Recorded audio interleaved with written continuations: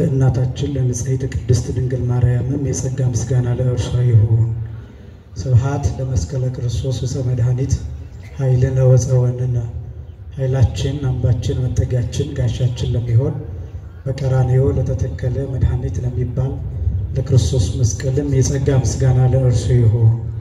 ክቡራን የዚህ ታላቅ ደብር አገልጋዮች፣ መምህራነ ወንጌል፣ ሰባክያነ ወንጌል፣ ክቡራን ያሬዳውያን ሊቃውንተ ቤተ ክርስቲያን፣ ክቡራን አባቶች መነኮሳትና ቀሳውስት፣ ክቡራን ወንድሞች ዲያቆናት፣ ክቡራን ዘማሪያን፣ ክቡራን የደብሩ ሰንበት ትምህርት ቤት መዘምራን፣ ክቡራን የእግዚአብሔር ልጆች አባቶች፣ እናቶች፣ ወንድሞችና እህቶች እንዲሁም ሕፃናት ሁላችሁም በኃያሉ በልዑል እግዚአብሔር ስም እንደምን ዋላችሁ?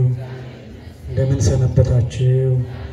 አምላካችን እግዚአብሔር በዚህ ዕለት በዚህ ሰዓት በዚህ ቅዱስ ቦታ እንድንገኝ ስለፈቀደልን ስሙ ለዘላለም የከበረና የተመሰገነ ይሁን።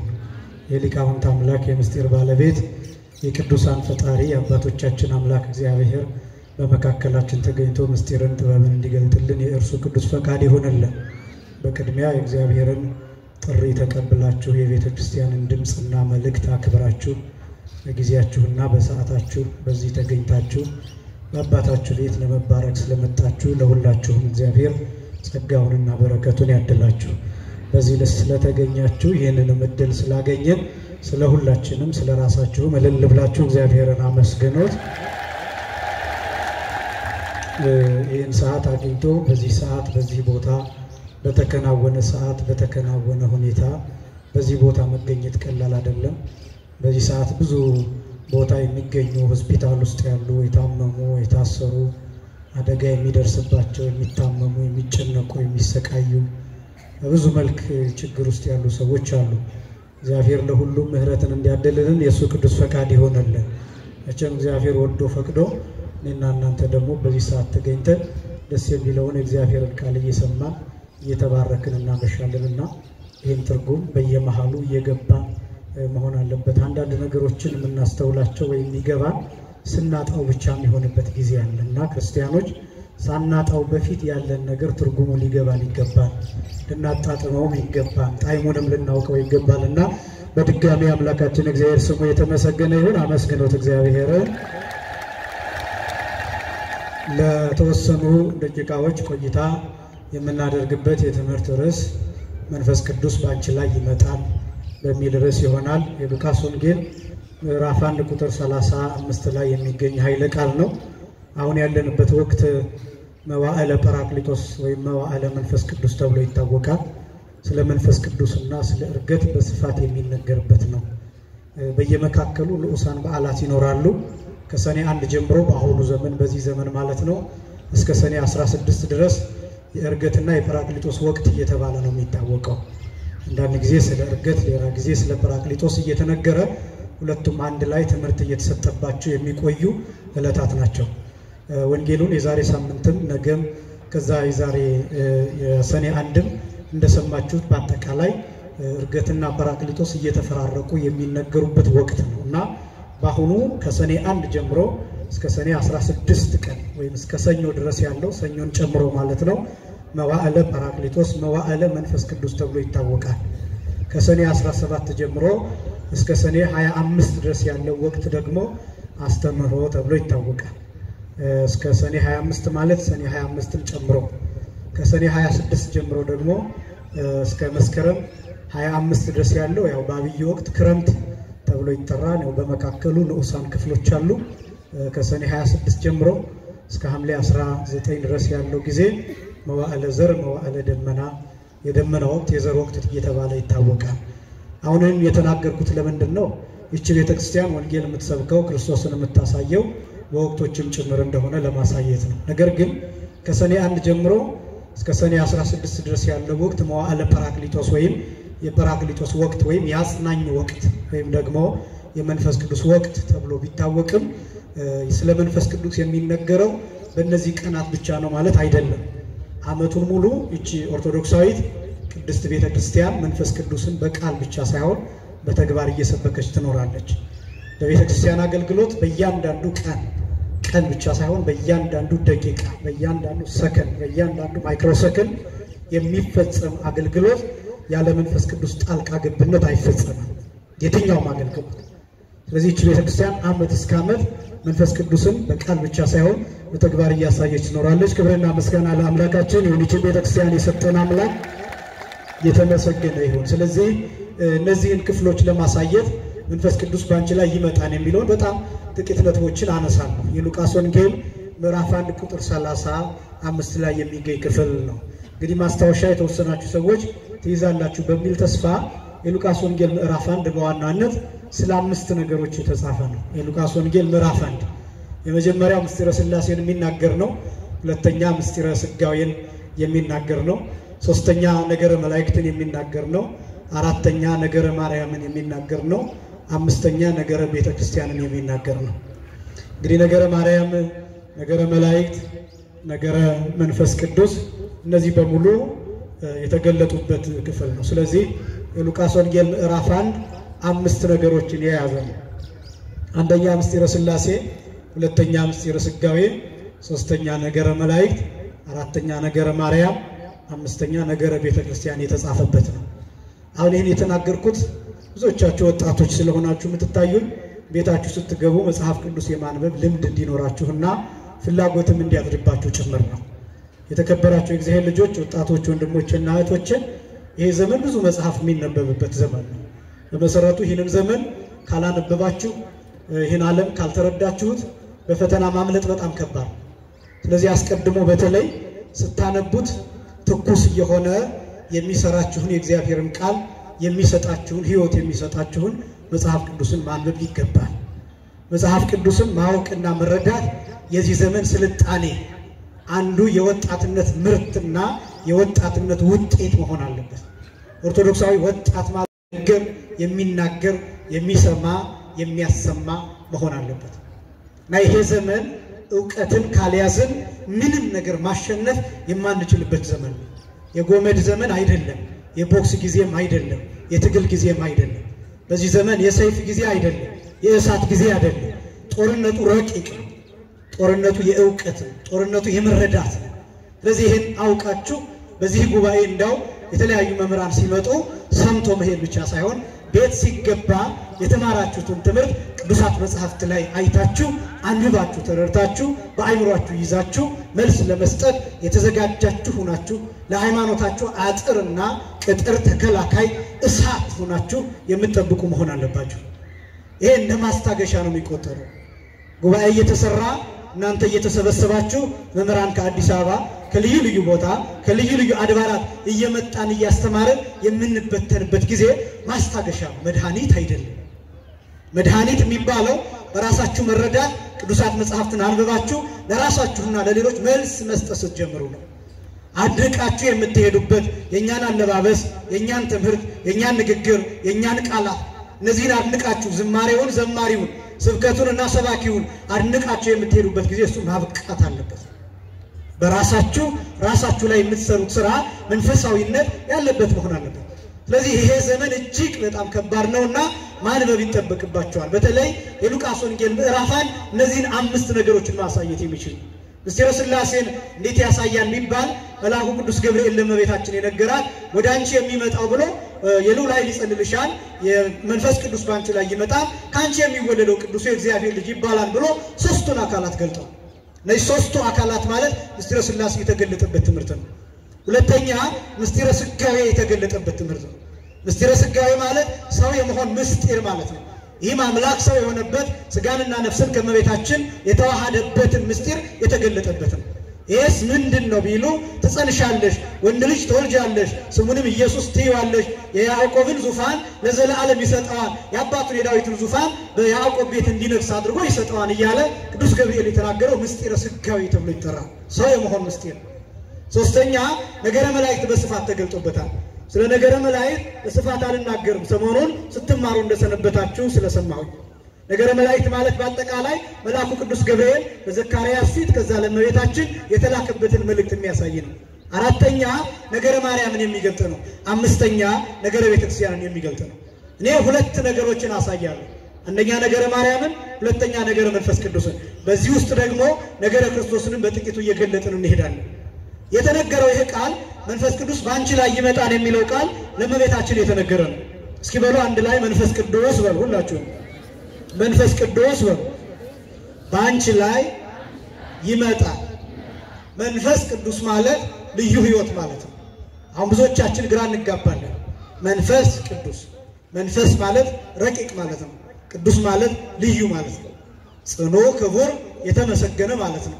ግዕዙ ቀደሰ አከበረ አመሰገነ አጸና አነጻ ለየ ይላል። ቅዱስ የሚለው የተመሰገነ የከበረ የጸና የነጻ የተለየ ማለት ነው። መንፈስ የሚለው ረቂቅ ማለት ነው። መንፈስ ቅዱስ ማለት ልዩ ሕይወት ማለት ነው። አካላዊ ሕይወት ማለት ነው። ረቂቅ ሕይወት ማለት ነው። ረቂቅ እስትንፋስ ማለት ነው። ንጹህ የሆነ የጸና የተመሰገነ ከዚህ ዓለም ርኩሰት ነፃ የሆነ የማይተባበረው ጠባዩ አካሉ ከኃጢአታችን ጋር ሳይተባበር ከኃጢአት የሚያነጻ ማለት ነው። ከእድፍ ጋር ሳይተባበር ከጉድፍ ጋር ሳይተባበር እድፍን ጉድፍን የሚያነጻ ማለት ነው። ከድንቁርና ጋር ሳይተባበር ዕውቀትን የሚገልጥ ማለት ነው። ካለማወቅ ጋር ሳይተባበር ዕውቀትን የሚሰጥ ማለት ነው። ካለማወቅ ጋር ሳይተባበር ምስጢርን የሚገልጥ ትንቢትን የሚያናገር መምህራንን የሚረዳ ነቢያትን ያናገረ ቅዱሳንን የሚያጸና ሰማዕታትን ወደ ሞት የሚነዳ መናንያንን ወደ ገዳም የሚወስድ ማለት ነው። ቤተክርስቲያንን የሚያጸና እናንተን በተቀመጣችሁበት የሚባርካችሁ በየልባችሁ እየገባ የሚያስፈልጋችሁን ቃል ለአእምሯችሁ የሚያደርስ ማለት ነው። መንፈስ ቅዱስ በሁለት ነገሮች ይገለጣል። አንደኛ እሳት ተብሎ ይገለጣል፣ ሁለተኛ ነፋስ ተብሎ ይገለጣል። እሳት ጠባዩ አንደኛ ይበላል፣ ሁለተኛ ያበስላል። እሳት የሚገለጠው የሚበላው ነገር ሲያገኝ ብቻ የሚታየው። ለምሳሌ አሁን ምንም አይነት እሳት አይታያችሁ። እሳት አለ፣ አሁን ግን እሳት አይታየም። እሳት እያለ እሳት የማይታየው ለምንድን ነው ቢባል እሳት ከቡላዱ ካልወጣ ክብሪት ካልተጫረ በስተቀር እሳት አይታየም። የሚበላው ነገር ስትሰጡት ብቻ ይገለጣል። እሳት ጠባዩ እንደዛ ነው። ስለዚህ እሳት ምን የሚያደርገው በሚበላው ነገር ብቻ ይገለጣል። በሚያቃጥለው በሚያነደው አመድ በሚያደርገው በዚያ ነገር ብቻ ነው የሚበላው። ብርሃንነቱ የሚገለጠው በዚያ ብቻ ነው። እሳት ሁለት አይነት ጠባይ አለው እንደምታውቁት ወጣቶቹ ሂት ኢነርጂ እና ላይት ኢነርጂ አለ። ይህ ማለት ብሩህነትና ውዑይነት አለው። ይህ ማለት የሚያቃጥልና ብርሃን የሚሰጥ ኃይል አለው እሳት። መንፈስ ቅዱስ እንደዛ ነው። መንፈስ ቅዱስ የሚገለጠው በሚበላው ነገር ብቻ ነው። በሚበላው ማለት በሚያድርበት ሰውነት ብቻ ነው የሚገለጠው። በመምህራን ይገለጣል፣ በካህናት ይገለጣል፣ በምስጋና ይገለጣል፣ በነቢያት ይገለጣል፣ በሐዋርያት ይገለጣል፣ በእናንተ ይገለጣል። አሁን ይሄ እናንተ አንድነት የእናንተ መሰባሰብ የእናንተ ዝምታ የእናንተ ጸጥታ በመንፈስ ቅዱስ ኃይል የሚመራ ነው።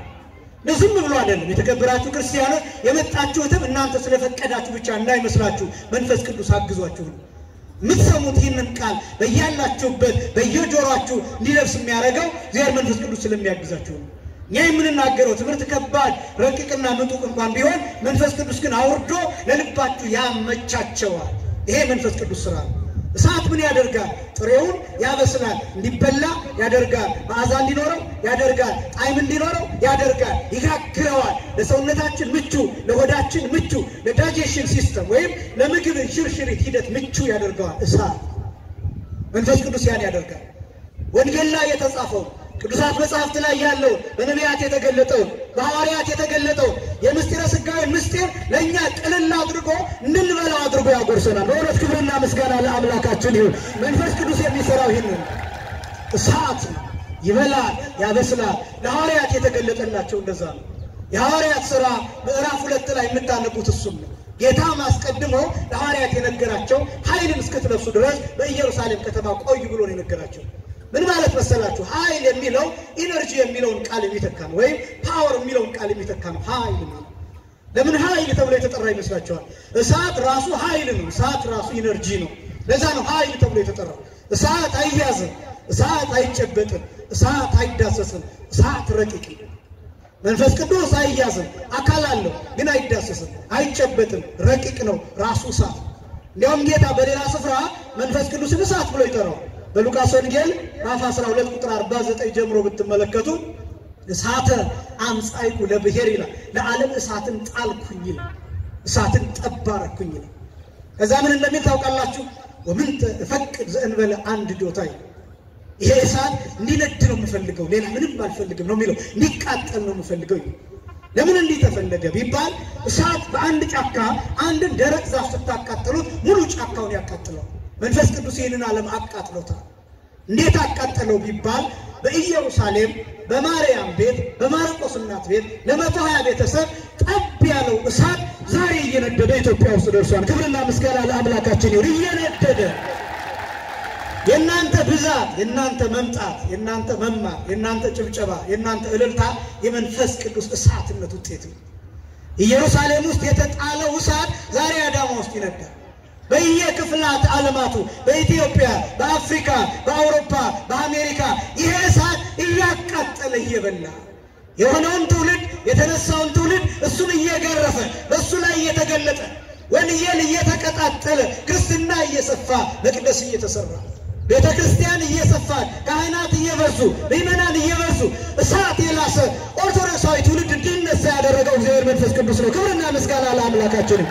ዝም ብሎ እንዳይመስላችሁ ይሄን ሰባክያኑ ብቻ የሰሩት እንዳይመስላችሁ ወይም ደግሞ ማህበራቱ ብቻ ይሄን ጉባኤ የሰሩት እንዳይመስላችሁ። የመንፈስ ቅዱስ እሳትነት የሚገለጥበት አንዱ ይሄ ነው።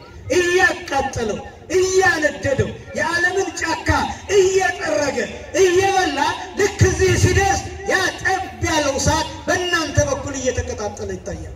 ስለዚህ መንፈስ ቅዱስ እሳት ተብሎ ይጠራል። ሁለተኛ መንፈስ ቅዱስ ነፋስ ይባላል።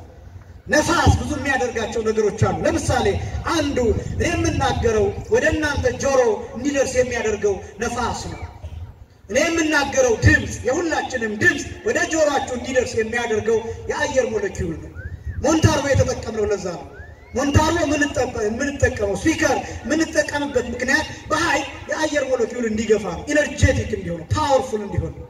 ከዛስ የአየር ሞለኪውሉን እየገፋ ፕሮፓጌት እያደረገ ወደ እናንተ ጆሮ ይደርሳል። በነገራችን ላይ የአየር ሞለኪውል ከሌለ መግባባት አይቻልም። ኮሚዩኒኬሽን የሚባል ነገር የለም። ለምሳሌ ህዋ ውስጥ ሄዳችሁ ብታወሩ ኤር ሬዚስታንስ የሚባል ነገር በሌለበት ስፍራ ሄዳችሁ ለማውራት ብትሞክሩ ከንፈራችሁ ሊንቀሳቀስ ይችላል፣ ድምጽ ግን አይሰማም። ወደ ህዋ የሚላኩ ሰዎች ተይዘው ተሸፍነው የሚሄዱበትን ነገር ቢያወልቁ ቢናገሩ መሰማት አይችሉም። የሚናገሩበት እንደ ቱቦ እንደ ቲዩብ አይነት ነገር እሱን ይጠቀማሉ። ለምን? አየር የለም። አየር ከሌለ የሚደመጥ ነገር የለም። ወዳጄ ኢየሩሳሌም ውስጥ የተነገረውን ቃል እዚህ ድረስ ያመጣል እግዚአብሔር መንፈስ ቅዱስ ነው። ክብርና ምስጋና ለአምላካችን ይሁን። እሱ ነው ነፋስ የሚባለው እሱ ነው። መንፈስ ቅዱስ የሐዋርያትን ቃል፣ መንፈስ ቅዱስ የጌታን ቃል፣ መንፈስ ቅዱስ ወንጌል ላይ ያለውን ቃል ወደ ጆሮ እንዲደርስ እኛን ከአዲስ አበባ አምጥቶ እናንተ እዚህ ተቀምጣችሁ እንድትሰሙ የሚያደርጋችሁ ያ ብቻ ሳይሆን እኔን እየገፋ ለእናንተ ጆሮ ቃል እንዲደርስ የሚያደርገው የኔ ኃይል አይደለም፣ እግዚአብሔር መንፈስ ቅዱስ ነው። ክብርና ምስጋና ለአምላካችን ይሁን። መንፈስ ቅዱስ ቋንቋዋ ነው። የዚህ ቤተክርስቲያን መግባቢያዋ ነው። ያለ መንፈስ ቅዱስ አታወራ። ያለ መንፈስ ቅዱስ አታወራ በፍጹም። እናንተ በምትሰሙት ቋንቋ እኔም በምሰማው ቋንቋ ያ ኃይል ካልሆነ በስተቀር ምንም ነገር አይፈጸምም። ሁለተኛ ነፋስ ሲድ ዲስፐርሳል ኤጀንት ተብሎ ይታወቃል። ነፋስ ዘርን የሚያሰራጭ ነው። ዘርን የሚያሰራጭ ማለት ምን ማለት ነው? ለምሳሌ አንድ ፍሬ ያለው ዛፍ እዚህ ቢሆን ነፋስ ሲነፍስ በኃይል ሲመጣው ይናወጣል። ከዛስ ፍሬው ጠብ ይላል፣ ፍሬው ይወድቃል። ከዛስ ዛፉ ራሱን ይተካል። ያ የወደቀው ቅንጣት ባለበት ይበቅላል። ያ ብቻ ሳይሆን ነፋሱ ተሸክሞት የተወሰነ ርቀት ይሄዳል። የተወሰነ ርቀት ከሄደ በኋላ ፕሬሸሩ ሲቀንስ በግራቪቲ ምክንያት ፍሬው ጠብ ይላል። ያ ዛፍ እዚህ የነበረው ሌላ ቦታ ራሱን ይተካል። ይገርማል።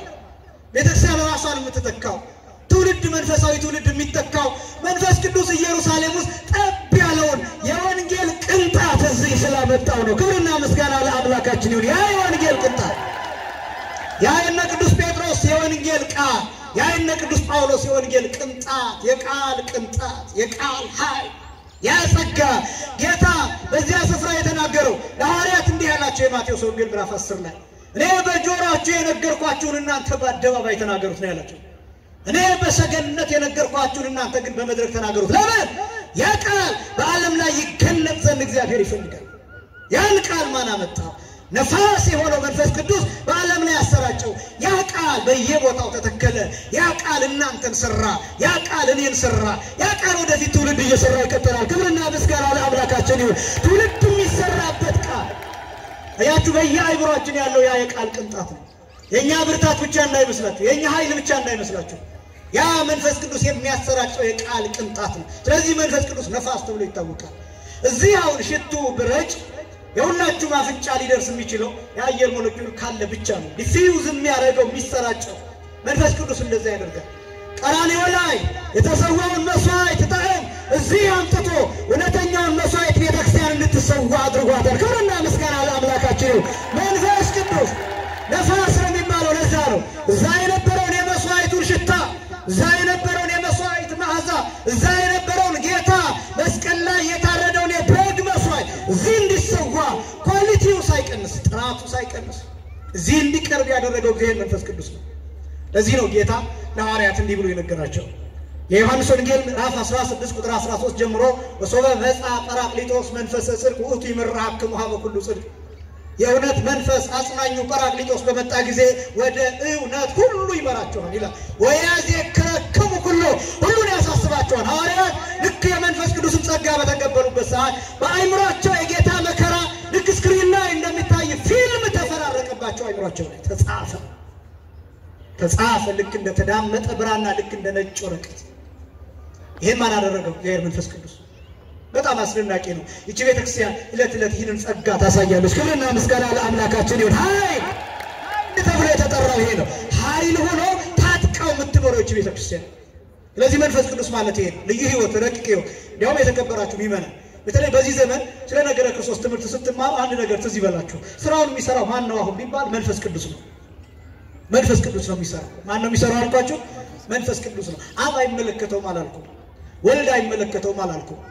ነገር ግን አብና ወልድ መንፈስ ቅዱስ ፈቃዳቸው ስንት ነው? አንድ ነው። በግብር በአካል ግብር ግን ይሄን ስራ የሚሰራው በዚህ ዘመን መንፈስ ቅዱስ ነው። እንዴት አድርጎ ቢባል እኔ ብሄድ ይሻላችኋል ነው ያለው ጌታ። እኔ ካልሄድኩ አጽናኙ አይመጣላችሁም። እሱ ከሄደስ አጽናኙን ይልካል። አጽናኙ ማን ነው? መንፈስ ቅዱስ። መንፈስ ቅዱስ ምን ሊሰራ ይመጣል?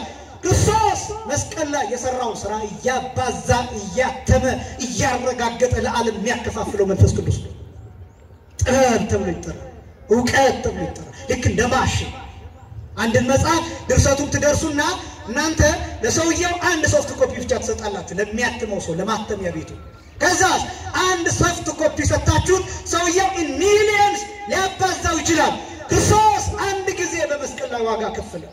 የዘላለም ክህነት የዘላለም መስዋዕት ክርስቶስ መስቀል ላይ ሰጠ። ከዚያ ያንን የዘላለም መስዋዕት ያንን የዘላለም ክህነት እግዚአብሔር መንፈስ ቅዱስ በየቤተ ክርስቲያኑ ልክ እንደ ማሽን እያባዛ ለየግለሰቡ ለየትውልዱ ይሰጣል። ክብርና ምስጋና ለአምላካችን ይሁን። ልክ ተጠምቀን 40 ቀንና የ80 ቀን ልጅነት ተቀብለን ልክ በሜሮኑ ስንቀባ ያን ጊዜ በመንፈስ ቅዱስ እንታተማለን። ለዚህ ነው ቅዱስ ጳውሎስ ሲናገር ለቤዛ ቀን የታተማችሁበትን ቅዱሱን መንፈስ እንዳታሳዝኑ የሚለው። የሚያትምህ እሱ ነው። ሰውነትህ የመንፈስ ቅዱስ ነው። ሰውነትህ የመንፈስ ቅዱስ ነው። አይምሮ የመንፈስ ቅዱስ ነው። ሕዋሳቶች የመንፈስ ቅዱስ ናቸው። ከራስ ጠጉር እስከ እግር ጥፍር ድረስ እግዚአብሔር መንፈስ ቅዱስ ስራ ሊሰራበት ሊበላው የሚፈልገው አካል ነው። ሊገለጥበት የሚፈልገው አካል ቅድም እንዳልኳችሁ ልክ እንደ ጧፍ እያነደደ ለሌላው ማብራት የሚፈልግበት አካል ነው።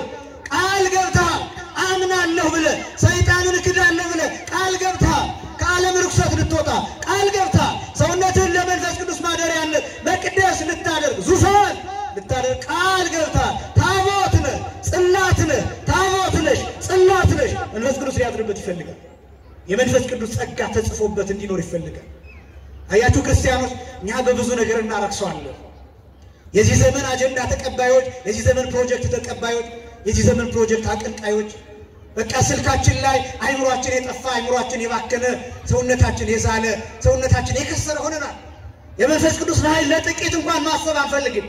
አንዳንዶቻችን በራሳችን ኃይል የምንሰራ ስለሚመስለን እግዚአብሔር መንፈስ ቅዱስ ጣልቃ እንዲገባ እንኳን አንፈቅድለትም። ይህን ጉባኤ መንፈስ ቅዱስ እንደሚቆጣጠረው እንኳን ብዙዎቻችን አናምንም።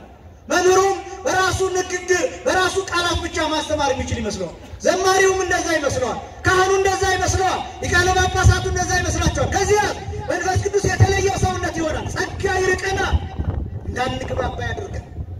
ልክ እንደ ባቢሎን ሰዎች ድንጋይ አምጡ ሲባሉ ጭቃ፣ ጭቃ አምጡ ሲባሉ ጭድ፣ ጭድ አምጡ ሲባሉ ሌላ ነገር ይዘው እንደሚመጡ እንደተበታተኑት ልክ እንደዛ መሆን። አያችሁ ወዳጆቼ እንደ ሐዋርያት አንድ ልብ ሆነን መንፈስ ቅዱስን ቋንቋ ካላደረግን መግባቢያ ካላደረግን እንለያያለን። እኛ የምንናገረው ሌላ ይሆንና እናንተ የምትረዱት ሌላ ይሆን። በብዙ ችግር ይሄ ወንጌል እንደዚህ ዘመን የተሰበከበት ጊዜ የለም። ግን ለምን ነው ትውልዱ ከአቅም በላይ የሆነብን? ለምን ነው ብዙ ነገሮችን የምንሰማው? ኢትዮጵያ ውስጥ መጥፎ ነገሮችን የምንሰማው ለምንድን ነው? መለያየት የሆነው ምንድን ነው? ጀርባ መሰጣጣት የሆነው ምንድን ነው? ሁላችንም አይታችሁ ከሆነ ሚዲያው ሁሉም ሰው በንግግር ማሳመር በጣም ብዙ ሰው የሚናገር ሰው በጣም ብዙ ነው። የሚሰብክ ቁጭ ብሎ በፖድካስት የሚያወራው ሰው ንግግሩ ሲያምር ቃላቱ ሲያምር ህይወት ላይ የለም። ስለዚህ ምንድነው የገባው? መናገር ይቻላል፣ ማስመሰል ይቻላል። ይሄ ፊልሙን ዓለም ተውኔት አድርገነው እየተወንበት መድረኩን እየተጫወትንበት እንኖራለን። ስለዚህ መንፈስ ቅዱስ ይለየናል፣ እንዳንግባባ ያደርገናል። ይሄ በግብዝነት ላይ የተመሰረተ ጌታ በነበረበት ዘመን ያ ነው የሆነው። ፈሪሳውያን ክርስቶስ ሲያስተምራቸው ኃጢአታቸውን ገለጠባቸው። ለምንድነው እንደዛ የሆነው? ኃጢአታቸው የተገለጠባቸው እነሱ ጥሩ ካባ ለብሰው ጥሩ ልብስ ለብሰው በህዝቡ መካከል ያልፋሉ፣ ህዝቡ ይሰግድላቸዋል። በየገበያው እጅ ይነሳሉ፣ ይሄን ይፈልጉታል። በየድሆቹ ቤት እየገቡ የሚፈልጉትን መርጠው ይበላሉ፣ መርጠው ይጠጣሉ። በመንገድ ዳር ቆመው እንደ ጸሎተኛ መስለው ይታያሉ። ህዝቡ እጅ ይነሳቸዋል። ጌታ መጣ፣ ጻድቅ ሆኖ ንጹህ ሆኖ ያለ ቤት እያደረ ድንጋይ እየተንተራሰ እየተኛ ሌሊት እየጸለየ እየሰገደ እውነተኛ ሆኖ ፀሐይ ያበራባቸው ክርስቶስ ብርሃን ሆኖ በምድር ላይ ሲገለጽ የመጀመሪያው የፈሪሳውያን ኃጢአት ሜዳ ላይ ተሰጣ። ሜዳ ላይ ተሰጣ። በጣም ከባዱ ደግሞ ያንን ኃጢአታቸውን ለመሸፈን ፀሐይ እንድትገባ ለማድረግ ፈለጉ። ያ ማለት ክርስቶስን መግደል ፈለጉ። ክርስቶስን መግደል የፈለጉት ለምንድን ነው? ኃጢአታቸው ላይ ክዳን ለማስቀመጥ፣ ሽፋን ለማስቀመጥ፣ ግብዝነታቸው እንዳይታወቅ፣ ነውራቸው እንዳይታይ። እንደዛ ስናደርግ የበለጠ ፀሐይ ይወጣል፣ የበለጠ ብርሃን ይወጣል። ከዚያስ ጌታ ሐዋርያትን ተካቸው። ምን ብሎ? እናንተ የዓለም ብርሃን ናችሁ ብሎ ተካቸው። እነሱም የዓለምን ኃጢአት ገለጡ። አዲስ ነገር አሳዩ፣ እንግዳ ነገር አሳዩ። በዚህ ዘመን እየሆነ ያለው በጣም ብዙ ነገሮቻችን ከሚዲያ ጀርባ ሌላ ነው። ፎቶዎቻችን ያምሩ ይሆናል፣ ቪዲዮዎቻችን ያምሩ ይሆናል። ጥሩ ልብስ ለብሰን ሚዲያ ላይ እንታያለን። ቪዲዮውን ካቆምነ በኋላ ሌሎች ሰዎች ነው ስንጸልይ በጥሩ ካሜራ የሚያሳይ ስዕሉ ውስጥ ተንበርክከን ስዕሉ ስር ተንበርክከን ቆንጆ ፎቶ እንነሳና ካሜራው ዞር ሲልኛ እዛ አካባቢ ድራሻችን የለም። ስለዚህ ምን አይነት ሰዎች ነን? ጥሩ ፎቶ እስኪነሳ ድረስ እየጸለይን እየመሰልን መታየት የምንፈልግ ሰዎች ነን። ስናስቀድስ ካሜራ፣ ስናስቀድስ ቪዲዮ፣ ገዳም ስንሄድ ቪዲዮ፣ ስንቆርብ ቪዲዮ፣ ስናገባ ቪዲዮ፣ ልጆች ገና በእናቶቻቸው ማህፀን ሳሉ የእርግዝና ቪዲዮ፣ ወፌ አትስማሽ ምናምን ቪዲዮ፣ ሲወለዱ ቪዲዮ፣ ሲያድጉ ቪዲዮ አደባባይ ላይ እናሰጣለን ሁሉ ነገር። እና መንፈስ ቅዱስ ተለየ። በጣም እነዚህ ነቀላል ነገር ይመስላችኋል? አእምሮአችንን ሌላ ነገር ተቆጣጠረው። የፌሚኒዝም ፕሮጀክት ሴቶችን ተቆጣጠራቸው። አብዛኞቹ ሴትነት የተገፋ ሴትነት የተጣለ ለማስመሰል የምዕራባውያንን ፕሮጀክት እንደወረደ ይቀበሉና አምጥተው የትውልዱ አእምሮ ላይ ይደፉታል። እንደወረደ ቻት ጂፒቲ ላይ ቻት አድርገው እንደወረደ አረፍተ ነገሩን ያንን አንብበው አብጥተው ምንም የማያውቀው ምስኪን ሰው ላይ ይደፉታል፣ ይሸከመዋል። እውነት ነው ሴት ተገፍታለች፣ እውነት ነው ሴት ተገፍታለች፣ እውነት ነው ሴት ተበድላለች። ከዚያስ ጋብቻ የሚባል ነገር መቆም አለበት፣ ወንድ መጥላት አለባት። ስለዚህ ትውልድ መተካት የለበትም። ከዛስ ተመሳሳይ ጾታ ጋብቻ ይቀጥላል። አያችሁ አይምሮአችንን እንደሚቆጣጠረው ወጣቶች ወንድሞችና እህቶች ቲክቶክ ላይ ያለውን ነገር ሁሉ እውነት ነው ብለን መቀበል፣ ዩቲዩብ ላይ ያለውን ነገር ሁሉ እውነት ነው ብሎ መቀበል፣ ካሪኩለም ላይ ያለው ነገር በሙሉ እውነት ነው ብሎ መቀበል፣ ቴክኖሎጂው የሰጠንን ነገር በሙሉ እውነት ነው ብሎ መቀበል፣ ሀገር በቀሉን ዕውቀት ማጣጣል፣ የራስን መጽሐፍ መጣል፣ የራስን ሊቃውንት መናቅ፣ ሌላውን ግን ልክ ነው ብሎ መቀበል። እነዚህ ነገሮች አሳልፈው ሰጡ። ረጅም ነገር አንወድም፣ አጫጭር ነገር ነው የሚመቸን። ቲክቶክ እኮ ለዛ የተሰራ ነው ፕላትፎርሙ ራሱ። ትንሽ ደቂቃዎችን ብቻ ነበር የሚፈቅደው ሲመጣ 3 ደቂቃ ምናምን፣ ከዛ በላይ አልነበረ። አሁን ነው የተወሰኑ ደቂቃዎችን መፍቀድ የጀመረ። ለምን እንደሆነ ታውቃላችሁ? ሰው ስንት ደቂቃ መታገስ እንደሚችል ይታወቅ። አጥንቶናል፣ ዓለምኛን ያውቀናል፣ በደንብ ያውቀናል። ምን አይነት ቪዲዮ እንደሚያስደስት ቲክቶክ ያውቃል። አንድ ቪዲዮ ጨርሰ ስታይ ተመሳሳይ ቪዲዮ ያመጣልሃል። ለምን? እሱ የሚወደው ዘፈን ነው ማለት ነው ብሎ ዘፈን ይደረድርልሃል። ያውቃል። አሁን ከዓለም አቀፍ ፕላትፎርም አልጎሪዝም ውጭ አይደለንም። ምን ብለን ሰርች እንደምናረግ ደጋግመን የምንጽፈውን ነገር ያውቅና ገና ስትጀምረው አረፍተ ነገሩን እሱ ይጨርስልሃል። የምትፈልገው ይሄን ነው ብሎ ያቀርብልሃል። ዝሙት ያቀርብልሃል። አይምሮህ እንዲበላሽ መንፈስ ቅዱስ እንዲለይህ ያደርጋል። ሌላ መንፈስ ማይረባ መንፈስ በአይምሮ ውስጥ እንዲያደርግ ከዛስ አሳዛኙ ይሄ መንፈስ በእኛ እየሰለጠነ ሲሄድ ድብርት የሚባል ነገር ይመጣል። በሽታ ይሆናል። ሐኪም ቤት ትሄዳለህ። ፋርማሲስቶቹ ይሄ ድብርት መድኃኒት ነው ብለው ይሰጡሃል። ይሄ ጭንቀት መድኃኒት ነው ይለዋል። አየ ተጠቃሚ ትሆናለህ። የሌላ ገበያ አሟቂ ትሆናለህ። እግዚአብሔር ሁላችንንም ከዚህ ይጠብቀን። እንድናውቀው ዘመኑ ምን አይነት ነው? እንዴት እየወጣን ነው? ወዳጆቼ ይሄኛው መንፈስ ያኛው መንፈስ አይደለም እላችሁ። ይሄኛው መንፈስ እሳት ሆኖ የሚሰራን ነው። ዓለምስ ሕፃናትን የሚገል እሳት ይተፋል። ዓለም ውስጥ ያለው እሳት ጌታ እኮ እንደዚህ ነው የሚለው፣ እኔ የምሰጣችሁ ሰላም ዓለም እንደሚሰጣችሁ አይደለም። የዓለም ሰላም በምን የሚጠበቅ ነው? በሚሳኤል በአቶሚክ ቦምብ ሕፃናት የሚያልቁበት፣ ትውልድ የሚበክንበት፣ የተሰሩ ህንፃዎች የሚወድሙበት ያያችሁ አይደለ? እነ ኢራንን ጦርነት፣ እነ እስራኤል፣ እነ ዩክሬን፣ እነ ራሽያን ጦርነት እያያችሁ አይደለ? እንዴት እሳት እንደሚተፉ። ዓለም ሰብአዊ መብትን ለሰብአዊ መብት ማገታለው የሚል ግን ህፃናትን ፍርሽራሽ ሲጫናቸው አልተመለከታችሁም? ፍልስጤም ውስጥ ህፃናት እናት አባቶቻቸው ከፊታቸው በቦምብ ተቆራርጠው እነሱ ተርፈው ስጋ መስሏቸው የእናቶቻቸውን እጅ ሊበሉ አላያችሁም? ሶሪያ ውስጥ ዓለም የሚሰጥህ እሳት እሱ ነው። ዓለም የሚሰጥህ ሰላም እሱ ነው። የሚያጠፋ እሳት ድምጥማጥ ድራሽ የሚያጠፋ እሳት። እዚህ ያለው እሳትስ የሚሰራ እሳት፣ የሚገነባ እሳት። ክብርና ምስጋና ለአምላካችን ይሁን። ቤተ ክርስቲያን የምትሰጥህ እሳት፣ የወንጌል እሳት፣ የእግዚአብሔር ቃል እሳት፣ የመንፈስ ቅዱስ እሳት አጽናኝ ነው ወዳጄ። የሚያረጋጋ ሰውነትህ ውስጥ ሲያድር የሚያረጋጋ ነው። ነርቭህን ሲዳስሰው ይታወቃል። አይምሮህን ሰላም ሲያደርገው ይታወቃል። ጸጥ ሲያደርግህ ይታወቃል። ድካምን ሲያስወግድልህ፣ ጭንቀትን ሲያስወግድልህ፣ ምጥጥ አድርጎ ከሰውነትህ ሲወጣ ይታወቃል። የልብሱን ጫፍ የጌታ የልብሱ ጫፍ ሲነካ ይታወቃል። ይስቶ ለምን? እዚህ ያለው የዓለም መንፈስ አይደለም፣ የጌታ መንፈስ ነው። ክብርና ምስጋና ለአምላካችን ይሁን። የጌታ መንፈስ ነው።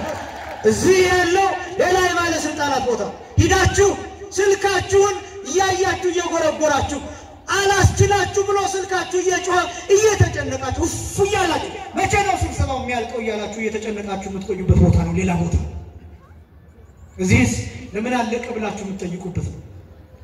እዚህ ስትዘምሩ አይታወቃችሁም ወይ ወጣቶች? አይታወቃችሁ? እዚህ እኮ መሬት ላይ ተቀመጣችሁ ግን ተመችቷችኋል። አይገርማችሁ? አሁን እስከምነግራችሁ ድረስ ምን ላይ እንደተቀመጣችሁ ትዝ አላላችሁ? ድንጋይ ላይ ነው የተቀመጣችሁ ግን ተመችቷችኋል። ሶፋ ላይ አይደለም፣ ወንበር ላይ አይደለም፣ ፍራሽ ላይ አይደለም የተቀመጣችሁ፣ አፈር ላይ የተቀመጣችሁ ተመችቷችኋል። ለምን? የተቀመጣችሁት የጌታ መንፈስ ላይ ነው። ክብርና ምስጋና ለአምላካችን ይሁን። ይሄ የተቀመጣችሁበት እያንዳንዱ ስፍራ የእግዚአብሔር መንፈስ በረድኤት የሚከድ ነው ቦታ ነው። የእግዚአብሔር መንፈስ በረድኤት የሚከድ ነው ቦታ ነው። ባዶ ቦታ የለም። የእግዚአብሔር መንፈስ ያላረፈበት እናንተ የቆማችሁበት የተቀመጣችሁበት የምትራመዱበት የእግዚአብሔር መንፈስ ያልከደነው ስፍራ የለም። ይሄ ቦታ ቅዱስ ነው። የእግዚአብሔር ዓይኖችና ልቡ ለዘላለም እንዲኖሩበት ቃል የተሰጠበት ኪዳን የተገባበት ስፍራ ነው። በዚህ ስለሆናችሁ ደስ ይበላችሁ፣ እግዚአብሔርን አመስግኑ። መንፈስ ቅዱስ ባንቺ ላይ ይመጣል።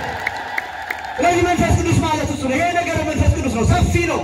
በጊዜ አንፃር እዚህ ላይ ይቃኝና የመጀመሪያው መንፈስ ቅዱስ የተገለጠው በእመቤታችን ነው። ምክንያቱም ንጽሕት ስለሆነች ቅዱስ ስለሆነች። እንዲያውም ሲጀምር የሉቃስ ወንጌል ምዕራፍ 1 ከቁጥር 26 ጀምሮ በ6ኛው ወር መልአኩ ቅዱስ ገብርኤል ወደ አንዲት ድንግል እንደተላከ ይናገራል። ወደ ስንት ድንግል? ወደ አንዲት ድንግል እንደተላከ ወንጌሉ አንዲት ድንግል ብሎ ነው የሚገልጸው።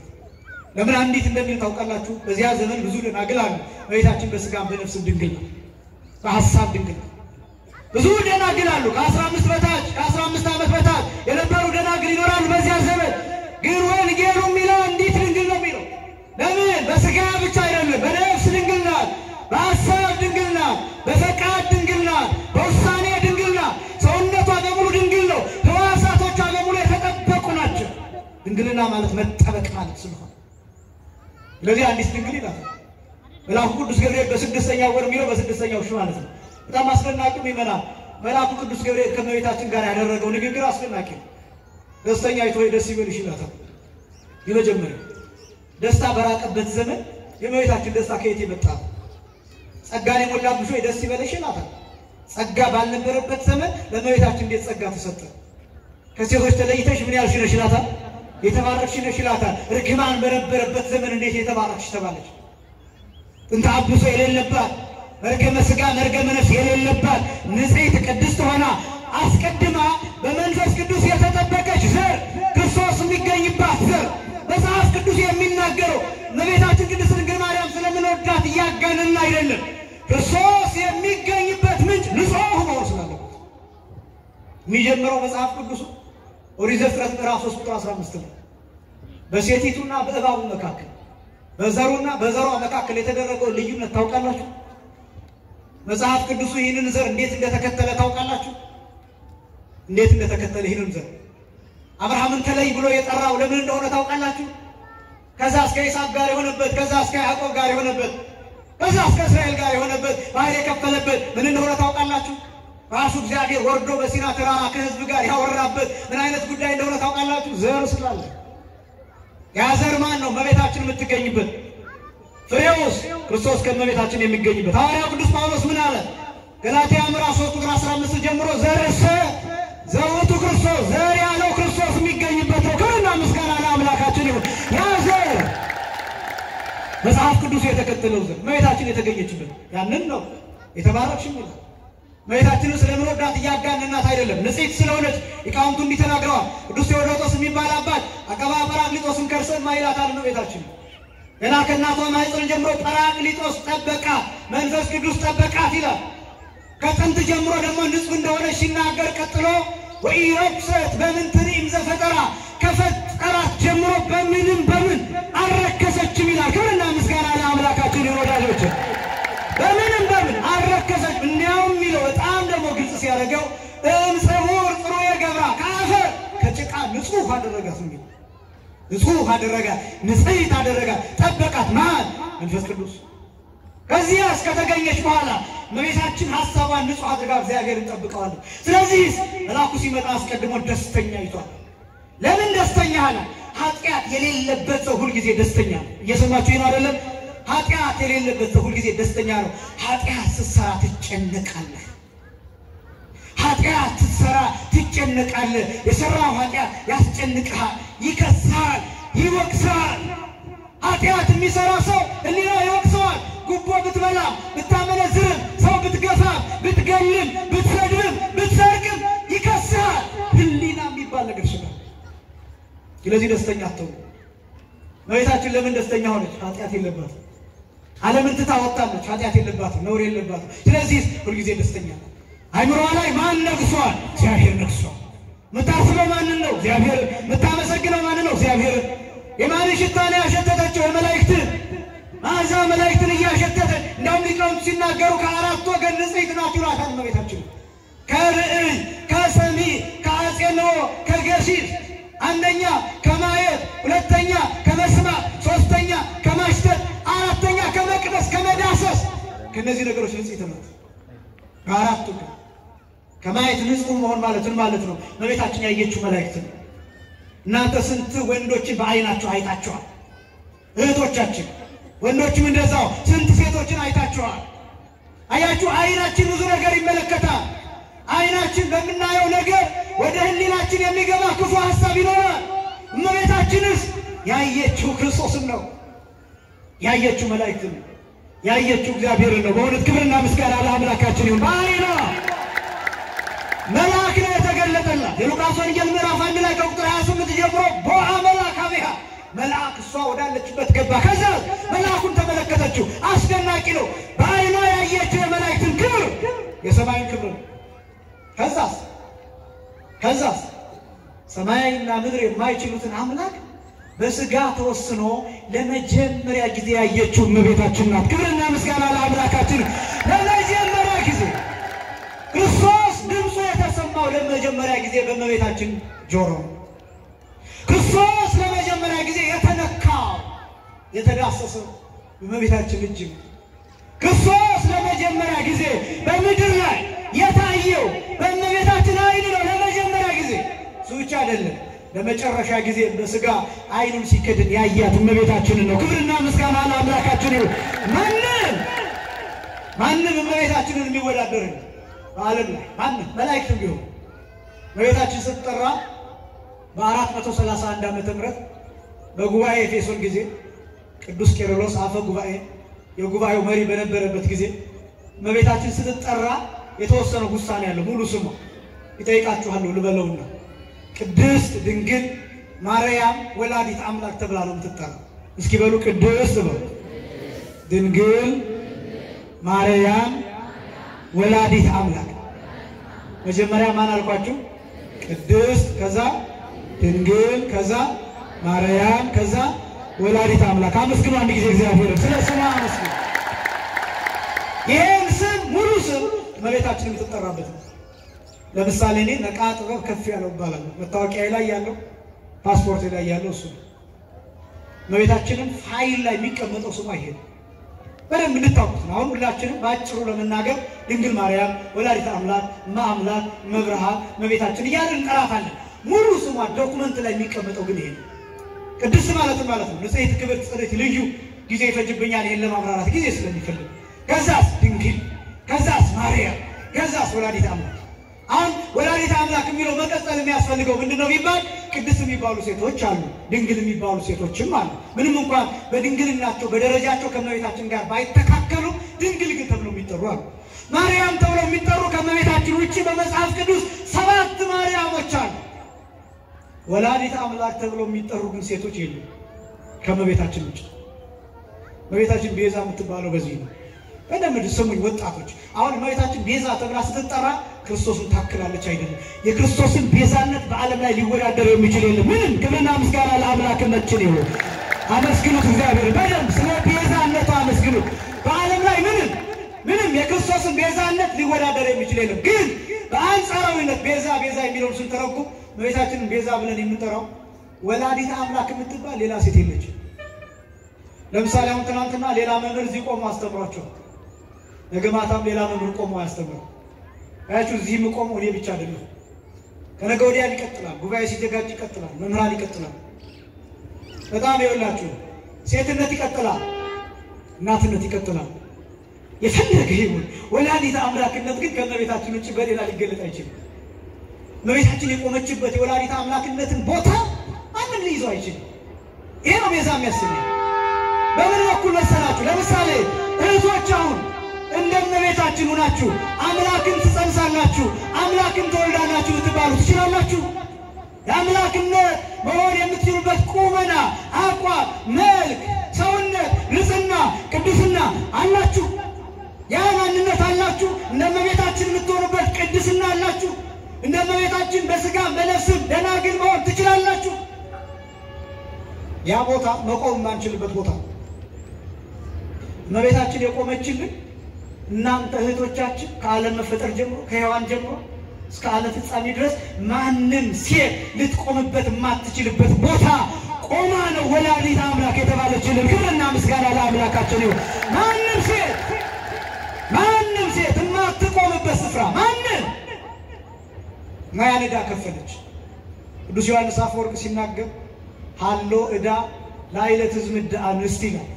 በሴቶች ላይ ዕዳ ነበር ይልና ወኮነት ፈዳይተ ዕዳሃ ለሔዋን ይላል። እመቤታችን የሔዋንን ዕዳ ከፋይ ሆነች። ያ ዕዳ ምን አይነት ዕዳ ነው? የሴቶች ዕዳ፣ የመሳሳት ዕዳ፣ ቀድሞ የመሳት ዕዳ፣ የሞት ዕዳ፣ ወደ ሲኦል ወደ ገሃነመ እሳት የማውረድ ዕዳ፣ የመሳት ወንድን የማሳት ዕዳ፣ ከገነት የመውጣት ዕዳ፣ የታሪክ ዕዳ፣ የመንቀልቀል ዕዳ፣ የመንቀጭቀጭ ዕዳ ነበረባችሁ እናቶች እህቶች። ይህ ዕዳ በእመቤታችን የተከፈለው። ክብርና ምስጋና ለአምላካችንን አመስግኑ። እንደው በጣም ይገርመኛል። በጣም የሚደንቀኝ ምን እንደሆነ ታውቃላችሁ? ክርስቶስ ሲመጣ ለመጀመሪያ ጊዜ የተገለጠው ያቺ 12 ዓመት ሙሉ ደም ይፈሳት የነበረችው ሴት የጌታ ልብስ ጫፍ ስትነካት እዚህ ይላችኋል። የሴቶቹ ታሪክ ሲቀየር ያቺ ሴት የምትናቀዋ ሴት። በብሉይ ኪዳን ሴቶች ትናቁ ነበር። በነገራችን ላይ በብሉይ ኪዳን ወራዊ ልማድ ላይ ወይም የወር አበባ ላይ የሆነች ሴት የልብሷን ጫፍ የነካ ሰው እንደ ርኩስ ነው የሚቆጠረው እስከ ማታ ድረስ። የልብሷን ጫፍ የወር አበባ ላይ ሆና የልብሷን ጫፍ አንድ ወንድ ቢነካ ወይም ሌላ ሴት ወራዊ ልማድ ላይ ያልሆነች ሌላ ሴት የልብሷን ጫፍ ብትነካ እስከ ማታ ድረስ ርኩስ ነው። ለቆሻሻ ነበር የምትቆጠሩት። ምክንያቱም መርገም የሚታየው በዚያ በኩል ነበር። ያ ታሪክ መቼ እንደተቀየረ ታውቃላችሁ? ከሴት የተወለደው ጌታ ሐዋርያው ቅዱስ ጳውሎስ እንደተናገረው ገላትያ ምዕራፍ 4 ቁጥር 4 ላይ የዘመኑ ፍጻሜ በደረሰ ጊዜ ከሴት የተወለደ ልጁን ላከ። ከዛስ ሴት መጣች። ከዚያስ የልብሱን ጫፍ ነካች። ከዚያስ ያ ከምትናቅበት ከምትገለልበት መከራ ነፃ ወጣች። ክብርና ምስጋና ለአምላካችን ይሁን። ቀጥ ያደረገላችሁ ደማን ብቻ እንዳይመስላችሁ ቀጥ ያደረገው መናቃችሁን ቀጥ ያደረገላችሁ። መናቃችሁ ነቆሻሻ ትታዩበት የነበረውን ታሪክ ቀጥ ያደረገላችሁ። ያ ያለማቋረጥ እንደ ወንዝ ውሃ ይፈስ የነበረው ሴቶች የተናቁበትን የዕዳ ታሪክ ለመጨረሻ ጊዜ ጸጥ ያደረገው በሴቲቱ በኩል። ስትፈራ ስትንቀጠቀጥ ሴት ስለሆነች አምነሻልና ልጅ ሆይ እንደ ሃይማኖትሽ ተደርጎልሻል ድነሻል ብሎ ጌታ ይህንን የምስራች ነገራት። ክብርና ምስጋና ለአምላካችን ይሁንላችሁ። ድነሻል የሚለው ቃል ድነሻል፣ ሃይማኖትሽ አድኖሻል የሚለው ቃል እሷን ብቻ እንዳይመስላችሁ አንቺንም ነው ያዳነሽ። ድነሻል። አሁን በወር አበባሽ አትሸማቀቂም። አሁን በወራዊ ልማድሽ አትሳቀቂም። አሁን በደምሽ አትሳቀቂም። ክርስቶስ ነፃ አውጥቶሻል። አሁን ቤተክርስቲያን እንዳትገቡ የሚደረገው ለመታሰቢያ እንዲሆን ደሙ እዚህ እንዳይፈስ ለአልቃይዶ ለተመስጦ ስለማይመቻችሁ ወራዊ ልማድ ላይ ስትሆኑ የተለያየ ስነ ልቡና ለውጥ ስላለ ያንን ለመጠበቅና ቤተክርስቲያን ረፍት ስለምትሰጣችሁ እንጂ ርኩስ ናችሁ ተብላችሁ አይደለም። ደስ ይበላችሁ። እግዚአብሔር ነፃ አውጥቷችኋል። ከዚህ በእመቤታችን በኩል ያ ዕዳ ተከፍሎላችኋል። ያ ዕዳ ተከፍሏል። ከዚያስ ያቺ ሴት ትዝ ትላችኋለች። ሉቃስ ወንጌል ምዕራፍ 7 ቁጥር 36 ጀምሮ ያቺ ሴት መታ የጌታ እግር ስትነካ የነበረችው በእንባዋ ታጥብ የነበረችው በፀጉር እግሩን ትጠርግ የነበረችው ሴት ትዝ ትላችኋለች። በከተማው ውስጥ እጅግ ኃጢአተኛ ዘማዊት አመንዝራ ተብላ ትጠራ የነበረችው ሴት ስምዖን ያጉረመርምባት የነበረችው ሴት እንዴ ያ ክብሬ ብጠራው ሴት መታ ይቻ አመንዝራ ሴት ኃጢአተኛ ሴት እግሩን ስትነካው እንዴት ዝም ይላል ብሎ በልቡ እየታዘበው የነበረው ሴት ያቺ ሴት ምን እንደሆነች ታውቃላችሁ? ብዙ ኃጢአትሽ ተሰርዮልሻል ብሎ በሔዋን በኩል የመጣውን ዕዳ ሁሉ የሴቶችን ዕዳ ሁሉ እንደሰረዘው በዚህ ሴት በኩል ነገራችሁ። ክብርና ምስጋና ለአምላካችን። ብዙ ኃጢአት ማህበረሰቡ ያበዛባችሁ የነበረው ኃጢአት ማህበረሰቡ ይጭንባችሁ የነበረው ኃጢአት እቺኮ ሴት ናት ትባሉበት የነበረባችሁ ኃጢአት ርስት ማትካፈሉበት የነበረው ኃጢአት ያ ሁሉ ነው የተሰረየው። እውነት ጌታ ሲናገር ዝም ብሎ ለአንዲት ሴት የሚናገር ይመስላችኋል? ለእናንተ ነግሯችሁ። በጣም ደግሞ አስደናቂው እዚሁ የሉቃስ ወንጌል ምዕራፍ 7 ላይ አንድ ልጅ የነበራት ያው ልጅ የሞተባትን ሴት አስነስቶ እነሆ ልጅሽ ይላታል። ምን እያላት መሰላችሁ? በብሉይ ኪዳን ሴቶች ለወንድ ልጆቻችሁ ስም ማውጣት አይችሉም ነበር። አሁን ግን ይሄው ልጅሽ ብሎ ነገራት። ምን ማለት ነው? ከዚህ በኋላ ለወንድ ልጆቻችሁ ስም ማውጣት ትችላላችሁ፣ ነፃ ወጣችኋል ሲላቸው ነው። ክብርና ምስጋና ለአምላካችን ይሁን። በእመቤታችን ምክንያት ከሴት የተወለደው ጌታ ሲመጣ መንካት ቻላችሁ፣ መዳሰስ ቻላችሁ። አሁን እኛ ክህነት የምንከለክላችሁ የረከሳችሁ ናችሁ ብለን አይደለም፣ ከጌታ ስላልተቀበል ነው እንጂ ሴቶች ለክህነት አይገቡም አይደለም። ሐሳብ በደንብ እንድታውቁ ትፈልጋለሁ። ለስላችሁ ደግሞ ነገ ተሰልፋችሁ ሹሙን ብላችሁ እንዳትመጡ እህቶቻችን። እኔም ብላችሁ አይደለም ሴቶች ካህን ማትሆኑት ወይ ደግሞ እንድትሆኑ የማይደረገው ለክህነት ብቁ ስላልሆናችሁ አይደለም። አመጣጡ ክርስቶስ ራስ ሆኖ የወንዶች ራስ ክርስቶስ ነው ተብሎ ስለተነገረ ይህንን ሕግ ስለምንጠብቅ በጎችን ጠብቅ ፍየሎችን ጠብቅ ብሎ የሰጠው ለማርያም መግደላዊት ሳይሆን ለማን ስለሆነ ነው? ለጴጥሮስ ስለሆነ ይሄን ስርዓት ስለምንጠብቅ እንጂ እናንተ መቀደሱ አይገባችሁም ብለን አይደለም። ይሄ ብቻም አይደለም፣ ተፈጥሯዊው ነገር ተፈጥሯዊ ማለት ነው። ለምሳሌ ወንድ የሚሆነው ካህን ነው። ዓመት እስከ ዓመት በቤተ መቅደስ ማገልገል ይችላል። ሴቶችስ በዓመት ቢሰላ ምናልባት ብዙ ወራት መሆን የሚችል ጊዜ ከቤተ ክርስቲያን ውጭ ትሆናለች። ተፈጥሯችሁ በራሱ እንኳን አይደለም ቤተ መቅደስ መግባት ይቅርና ማህበራዊ ነገሮችን እንዳታከናውኑ ያደርጋቸዋል። በትዳራችሁ ውስጥ የስነ ልቦና ቅድም እንዳልኩት ለውጥ እንዲኖር ያደርጋል። ምክንያቱም ደም አለ፣ ወርሃዊ ልማድ አለ፣ ባዮሎጂካል የሆኑ ነገሮች በእናንተ ውስጥ ይከናወናሉ። ሆርሞናል ቼንጅ አለ። ጠባያችሁ ይቀየራል። ትቆጣላችሁ፣ ትበሳጫላችሁ፣ የሆድ ቁርጠት ይኖርባችኋል፣ ራሳችሁን ያማችኋል፣ ሰውነታችሁ ይዝላል፣ ወገባችሁን ትታመማላችሁ። በእነዚህ ከወር ውስጥ ባሉ 7 ቀናት ውስጥ የተለየ ትሆናላችሁ። አንዳንድ ጊዜ ለባል፣ ሌላ ጊዜ ለቤተሰብ፣ ለውጭም አስቸጋሪ ትሆናላችሁ። ይሄ ግን ተፈጥሮ ነው። ገብታችሁ ቅዱሱ ብትባሉ በቅዳሴ መሃል ሰው ልትደባደቡ ትችላላችሁ። ቤተክርስቲያን እንዴት እንደምትረዳው አያችሁ እንጂ ለቅዳሴ የበቃችሁ አይደለም ተብላችሁ አይደለም። ለክህነት የበቃችሁ አይደላችሁ። ከወንድ ጋር እኩል አልዳናችሁም ተብላችሁ አይደለም። ይህን በማን አየን? በእመቤታችን ምን ተብላ ተገለጠች? ከሊቃነ ጳጳሳት አንቺ ትበልጫለሽ ተብላ ተገለጠች። ከአቡነ ማትያስ እመቤታችን ትበልጣለች። ክብርና ምስጋና ለአምላካችን ይሁን። አስደናቂ ነው። ያው መተርጉማኑ የሚሉት ከፓትርያርኩ ብቻ አይደለም፣ ከደጋጎቹ ከነ ቅዱስ ዮሐንስ አፈወርቅ፣ ከነ ቅዱስ ቄርሎስ፣ ከነ ቅዱስ አትናቴዎስ አንቺ ትበልጫለሽ። ለምን? ክርስቶስ በእርሷ በኩል አልፏል። ክብርና ምስጋና ለአምላካችን ይሁን። ስለዚህ እመቤታችን የበቃች ስለሆነች መንፈስ ቅዱስ በአንቺ ላይ ይመጣል ተባለች። እስኪ በሉ መንፈስ ቅዱስ በአንቺ ላይ ይመጣል። የመጀመሪያውን መንፈስ ቅዱስ የመጀመሪያውን ስራ የሰራው በእመቤታችን ነው። ነቢያትን በብሉይ ኪዳን ምን ያደርጋቸው እንደነበረ ታውቃላችሁ? ያሰክራቸው ነበር። ያሰክራቸው ነበር እንጂ አያድርባቸውም ነበር። እንደዚህ ከተረዳችሁ ደስ ይለኛል።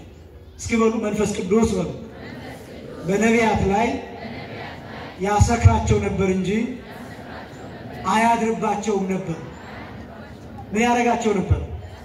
ያሰክራቸው ነበር ስላችሁ ደግሞ ጠጅና አራቂ ትዝ እንዳይላችሁ። ያሰክራቸው ነበር ስላችሁ እንዲናገሩ ትንቢቱን እንዲናገሩ ያደርጋቸውና አይምሯቸውን ተቆጣጥሮ ተናግረው ከጨረሱ በኋላ ይለያቸው። ይሄ ነው ማስከር። ለምንድን ነው የማይኖርባቸው ማያድርባቸው? ለምንድን ነው ቢባል እነ ሙሴ እነ ኢሳይያስ እነ ሕዝቅኤል በግል ከኃጢአት ንጹሃን ቢሆን እንኳን የአዳም መርገም ግን አለባቸው። ስለዚህ መንፈስ ቅዱስ እንዲያድርባቸው ሰውነታቸው ለመንፈስ ቅዱስ አይመችም። ስለዚህ ያ ምን ተብሎ ይጠራል? መንፈስ ረድኤት ተብሎ ይጠራል። የመርዳት መንፈስ ተብሎ ይጠራል። ምን በማድረግ ነበር የሚያድርባቸው? ለመርዳት ሰውነታቸው ላይ ያድርና ተናግረው ከጨረሱ በኋላ ይለያቸዋል። እመቤታችን ጋር አድሮባታል፣ ኑሮባታል። በምን ታወቀ? ይህን ቃል ከሰማች በኋላ ወደ ቅዱስ ኤልሳቤጥ ሄደች። ሰላም ለዚህ ቤት ብላ ስትናገር በቤቱ ላይ በቅድስት ኤልሳቤጥ ላይ በቅድስት ኤልሳቤጥ ማህፀን ባለው በዮሐንስ መጥምቅ ላይ ምን ሞላባቸው ይላል? መንፈስ ቅዱስ ሞላባቸው። ክብርና ምስጋና ለአምላካችን ይሁን። ድምጿ ሲሰማ ቃሏ ሲሰማ ሰላም ለዚህ ቤት ብላ ሰላምታ ስትሰጥ ለሐዋርያት የተሰጣቸው ይሄ ብቻ እንዳይመስላችሁ እመቤታችን በሐዋርያት መካከል ነበረች። የሐዋርያት ሥራ ምዕራፍ 1 ቁጥር 14 ጀምሮ ብትመለከቱ የኢየሱስ እናት በመካከላቸው ነበረች ይላል ቅዱስ ሉቃስ። የኢየሱስ እናት በመካከላቸው ስለነበረች እሷ በነበረችበት ሰዓት በምክንያት መንፈስ ቅዱስ ለሐዋርያት ተሰጥቷቸዋል። ለምን? በቤታችን ምክንያት ናት። የእግዚአብሔር ፈቃድ እንዳለ ሆኖ ክብርና ምስጋና ለአምላካችን ይሁን። ምክንያቱም አስቀድሞ መንፈስ ቅዱስ በእሷ ላይ ነበር የመጣው። ይሄ ነገር ማርያም ነው። በጣም ብዙ ምስጢር አለ። እኔ የሚገባችሁን ቀለል አድርጌ ብቻ ነው የተናገርኩት። ሁለተኛውን ፈጠን ብዬ ልናገርና ልጨርስ።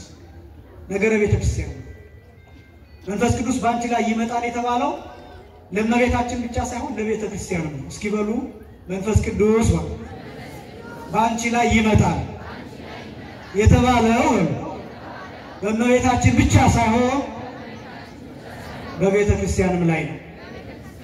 እመቤታችን ይሄ ሉቃስ ወንጌል ምዕራፍ 1 ላይ ከቁጥር 28 ጀምሮ የሰማቻቸው ቃላት ከእመቤታችን ቀጥሎ ለቤተ ክርስቲያንም የተነገሩ ናቸው። ለምሳሌ ደስተኛ ይትሆን ደስ ይበልሽ። ይሄ አስቀድሞ ለእመቤታችን ለምን እንደተነገረ አየን። ከኃጢአት ንጽሕት ስለሆነች አለ። ከኃጢአት ንጹሕ የሆነ ምንድነው ብለናል? ደስተኛ። ይቺ ቤተክርስቲያን ደስተኛ ተብላ ትጠራለች። ይቺ ቤተክርስቲያን ለምን ደስተኛ እንደምትባል ታውቃላችሁ? ሁሉ ጊዜ ደስታ የሆነ ወንጌል በዚህ ቤተክርስቲያን እየፈሰሰ ይኖራል። ክብርና ምስጋና ለአምላካችን። ደስታ ወንጌል ዓለም ላይ ጦርነት ልትሰሙ ትችላላችሁ፣ እዚህ ግን ይቀደሳል። ዓለም ላይ ሐዘን ልትሰሙ ትችላላችሁ፣ እዚህ ግን ወንጌል ይሰበካል። ሌላ ቦታ ሌላ ነገር ልትሰሙ ትችላላችሁ፣ እዚህ ቅዳሴ አይቋረጥም፣ ማህሌት አይቋረጥም፣ ሰዓታት አይቋረጥም፣ ከበሮ ይመታል። በመንፈስ ቅዱስ ተመስጠው አባቶቻችን ያመሰግናሉ፣ ሰንበት ተማሪዎቹ ይዘምራሉ፣ ዲያቆናቱ ይቀድሳሉ፣ ቀሳውስቱ ያጥናሉ፣ ይባርካሉ። መቼም ቢሆን ዓለም ላይ ምንም አይነት ድምፅ ቢሰማ የለቅሶ ድምፅ፣ የሰቆቃ ድምፅ፣ የዋይታ የሐዘን ድምፅ ዓለም ላይ ቢሰማ እቺ ቤተ ክርስቲያን ወንጌልን ከመናገር ዝም አትልም። ለምን? ደስተኛ ናት። የሚጠብቃት ዓለም አለ፣ ደስታ ነው። ለዚህ ደስተኛ ሆይ ደስ ይበልሽ የተባለች ቤተ ክርስቲያን ነው። ከዛ ጸጋን የሞላብሽ ሆይ ምን ይበልሽ? ደስ ይበልሽ። ምን የሞላብሽ ሆይ? ጸጋ። እቺ ቤተ ክርስቲያን በጸጋ የተሞላች ናት። ምስጢራት ሁሉ የሚፈጸሙት እዚህ ቤተ ክርስቲያን ብቻ፣ እዚህ ቤተ ክርስቲያን ብቻ። የፈውስ ምስጢራት፣ የልጅነት ምስጢራት፣ የሥጋው ደሙ ምስጢራት፣ የክህነት ምስጢራት፣ የምስጋና ምስጢራት፣ የሰዓታት የማህሌት ምስጢራት፣ የታቦት ምስጢራት የሚፈጸሙት እዚህ ብቻ ነው። ያ ኃይልን እስክትለብሱ ተብሎ የተነገረው ኃይል የሚከፋፈለው የሚታደለው እዚች ቤተ ክርስቲያን ብቻ። ጸጋ ያላት ቤተ ክርስቲያን፣ የሞላት የምታከፋፍለው ያላት ሰላምን የምትሰጥ ቤተ ክርስቲያን። እግዚአብሔር ካንቺ ጋር ነው ይላል። እግዚአብሔር ከዚህ ቤተ ክርስቲያን ጋር ተለይቷትማ ቢሆን ትጠፋ ነበር። ብዙ እንደሚታሰብባት፣ ብዙ ጠላት እንደበዛባት እቺ ቤተ ክርስቲያን ድምጥ ማጣ መጥፋት ነበር። ግን እግዚአብሔር ይመስገን፣ እግዚአብሔር አብሯት ስላለ እናንተ እንዲህ ብዝት ብላችሁ አምራችሁ ትታያላችሁ። ክብርና ምስጋና ለአምላካችን ይሁን። እቺ ቤተ ክርስቲያን እግዚአብሔር ከእርሷ ጋር ስለሆነ ዛሬ ያልተጠሩ ሰዎች ጭምር መጥተው እንዳጋጣሚ የመጡ ሰዎች ጭምራሉ። ከዛኛ ስታቲስቲክስ ለማንሰራ እንጂ የሚቆርቡ ሰዎች ይኖራሉ። ስጋው ደግሞ የሚቀበሉ ሰዎች፣ ንስሐ የሚገቡ ሰዎች፣ ራሳቸውን ለማጥፋት ወስነው የነበሩ አሁን ከዚህ ሲመለሱ እየተጸጸቱ ለራሳቸው ሰላምን እያወጁ የሚመለሱ ሰዎች አሉ። ለምን? እዚህ ስትመጣ ጌታ በተዘጋው ልብህ ገብቶ እጁን ዘርግቶ ሰላምን ይሰጣል። ክብርና ምስጋና ለአምላካችን ይሁን። እግዚአብሔር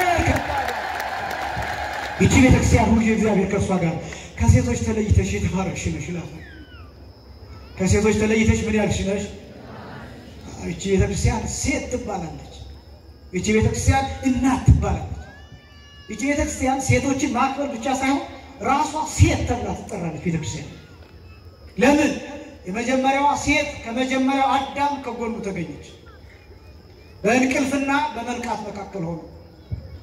ሁለተኛዋ ሔዋን ሴት ቤተክርስቲያን ክርስቶስ በስጋው ሞቶ በመለኮቱ ሕያው ሆኖ ጎኑን ሲወጋ ደምና ውሃ ሲወጣ ሁለተኛዋ ሴት ቤተክርስቲያን ከጌታ ጎን ተወለደች። ክብርና ምስጋና ለአምላካችን።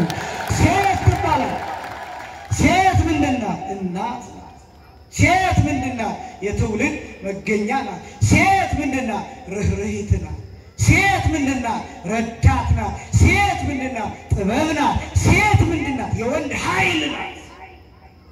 ቤተክርስቲያን ማለት እንደዛ ከደካማ ነገሮች ኃይል ይገኛል። ሴት የተገኘችው ወንድ በተኛበት ሰዓት ነው። ወንድ ምን ባለበት ሰዓት? በተኛበት ባንቀላፋበት ሰዓት ነው ሴት የተገኘችው። ሁልጊዜ ከደካማ ነገር ኃይል ይገኛል። ከወንድ ድካም ነው ኃይል የተገኘችው ሴት የተገኘችው። አሁን ለምሳሌ ይሄ ብርሃን ከጨለማ የተገኘ ነው። ብርሃን የጨለማ ልጅ ነው። ብርሃን የጨለማ ልጅ ነው። ጨለማ የሚባል ነገር ባይኖር ኖሮ ብርሃንን አታደንቁም። እነዚህ ፓውዛዎች መድመቅ የጀመሩት መጨለም ሲጀምር ነው። በጣም እየጨለመ ሲሄድ እነሱ እየደመቁ ይሄዳሉ። የፀሐይ ብርሃን ከጨለማ ነው የሚወለደው። ጨለማ የሚባል ነገር ከሌለ ብርሃን ስለሚባል ነገር ማውራት አይቻልም። ብርሃን ምንድን ነው? ማወዳደር አትችሉማ። ትንሣኤ የሚገኘው ከመቃብር ነው። ትንሣኤ የሚወለደው ከሞት ነው። ትንሣኤ የሞት ልጅ ነው። ትንሣኤ የመቃብር ልጅ ነው። ቤተክርስቲያን ከጌታ ሞት ነው የተወለደችው። ከቁስሉ ነው የተወለደችው። ከጉድጓዱ ነው የተወለደችው። ከተወጋ ጎን ነው የተወለደችው። ግን ምን ሆና ትቀጥላለች? ከጌታ ሞት ተገኝታ ለዓለም ሕይወት፣ ለዓለም ጨው፣ ለዓለም ብርሃን ሆና ትኖራለች። ክብርና ምስጋና ለአምላካችን ይሁን። ሴት ረዳት ትባላለች። ሴት ረዳት እንፍጠርለት አይደለም? አዳም ብቻውን ይሆን ዘንድ አገባብ አይደለም ረዳት እንፍጠርለት አይደል የተባለው። ይቺ ቤተክርስቲያን የዓለም ረዳት ናት። ይቺ ቤተክርስቲያን ዓለም ሲደክም የምታጸና ጎዶሎውን የምትነግረው አቅጣጫ የምታሳየው ትውልድ እንዲቀጥል የምታደርግለት ረዳት የሆነችው ዓለም ቢረዳት ይቺ ቤተክርስቲያን ናት። ሴት ትባላለች፣ እናት ናት። ይቺ ቤተክርስቲያን ትውልድ የሚፈለፈልባት መንፈሳዊ ትውልድ የሚገኝባት። ትጸንሻለሽ አላት እመቤታችን። ወንድ ልጅ ትወልጃለሽ አላት። ስሙን ማን ትይዋለሽ አላት? ኢየሱስ ትይዋለሽ። እስኪ በሉ ኢየሱስ በሉ፣ ኢየሱስ በሉ ሁላችሁ። ለዚህ ቤተክርስቲያን የተነገረ ቃል ነው። ከእመቤታችን ቀጥሎ ትጸንሻለሽ፣ ወንድ ልጅ ትወልጃለሽ፣ ስሙን ኢየሱስ ትይዋለሽ ማለት ጌታ እየተጸነሰ እየተወለደ ይኖራል ማለት አይደለም። ሁሉ ጊዜ መጸነሱንና መወለዱን እየተናገርሽ ትኖራለች። ስሙንስ ኢየሱስ የሚለውን ስም ሕይወትና መድኃኒት የሆነውን ስሙን እየመሰከርሽ ትኖሪያለሽ ማለት ነው። ክብርና ምስጋና ለአምላካችን ይሁን። ይቺ ቤተክርስቲያን ጉልላት አድርጋው ትናገራለች። ስጋውን እየሰዋች ደሙን እየሰዋች እሳት የሆነ መስዋዕት እያቀረበች አባ ሕርያቆስ ይናገራል። ድንግል በማኅፀንሽ ባደረ ጊዜ እፎኑ እያዋይኪ እሳተ መለኮት ባሕርየ መለኮት እንዴት አላቃጠለሽም እያለ ይናገራል። ይሄ ለእመቤታችን የተነገረ ነው። ለቤተክርስቲያን ሲሆንስ እሳተ መለኮት በዚህ ያድራል። እሳተ መለኮት በዚህ ቤተክርስቲያን ይገለጣል። ጠይቋት እስቲ ቤተክርስቲያን እንዴት አልተቃጠልሽም ብላችሁ ጠይቋት እስኪ። እንዴት አትቃጠልም? እንዴት አልተለበለበችም? የሲና ተራራ እኮ ተቃጥሏል። የሲና ተራራ እስካሁን ድረስ ጥቁር ነው። በዓይናቸው በብረቱ ያዩ ሰዎች ያዩት እስካሁን አለቱ እስካሁን ድንጋዩ ከሰል ነው የሚመስለው። ለምን? እግዚአብሔር በጌትነት ወርዶበታል። ጭሷን ተራራ ተቃጥሏን ተራራ ነዷን ተራራ። ይቺ ቤተክርስቲያን እግዚአብሔር አድሮባት ይኖራል፣ ግን አልተቃጠለችም። ወሰባቱ መንጦላዕት ዘነደ እሳት አይቴሉ ተንጦላ በውስተ ከርስኪ ሰባቱ የእሳት መጋረጃዎች በማኅፀንሽ በወዴት በኩል ተጋረዱ ይላታል እመቤታችንን። ይቺ ቤተክርስቲያን የእሳት መጋረጃ አላት። ካህናቱ ብቻ የሚገቡበት ምዕመናን የማይነኩት ወሰን የተቀመጠበት የእሳት መጋረጃ አለ። ቤተክርስቲያኒቱ እንዴት ቻለችው? እግዚአብሔር የሚገባበትን መንጦላዕት መጋረጃ መንበር ኪሩባዊ ዘያንጸባርቅ ወዘያውዶ ነደ እሳት አይቴሉ ተደለው አይቴሉ ተተክለ በውስተ ከርስኪ። ኪሩቤል የሚሸከሙት የእሳት ዙፋን በማኅፀንሽ በወዴት በኩል ተቀመጠ ይላታል እመቤታችንን።